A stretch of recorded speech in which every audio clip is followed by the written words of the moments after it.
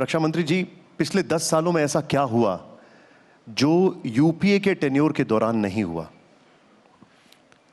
देखिए, जो हमारे डिफेंस इक्विपमेंट्स हैं, डिफेंस प्लेटफॉर्म्स हैं, जैसे टैंक, गोले, बारूद, एमिनिशंस, या सब सारे मिसाइल्स, प्रायः हर चीज हम दुनिया के दूसरे देशों से इंपोर्ट करते थे। और उस समय विश्व का सबसे बड़ी इंपोर्टर कंट्री कोई थी तो वो भारत थे इस मामले में। लेकिन आज आपको जानकर खुशी होगी कि भारत इन 9 वर्षों के अंदर ही दुनिया की टॉप 25 एक्सपोर्टर कंट्रीज की क्यू में आकर खड़ा हो गया है। जब मैंने डिफेंस मिनिस्टर के रूप में जिम्मेदारी संभाली थी तो उसके पहले हमारे प्रधानमंत्री जी ने डिफेंस के मामले में आत्मनिर्भर भारत का होना चाहिए, इस अप्रोच के साथ उन्होंने काम कराना प्रारंभ किया था।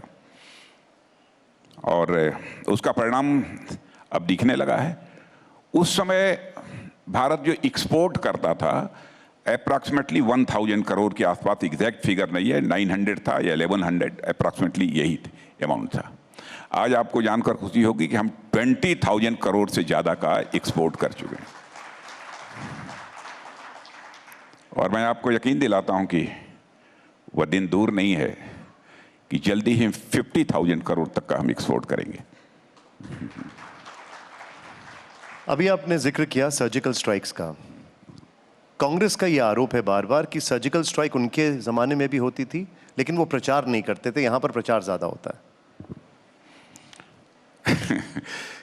अब मैं समझता हूं कि अपनी कमजोरी को छिपाने का इससे अच्छा तरीका और कोई दूसरा नहीं हो सकता है।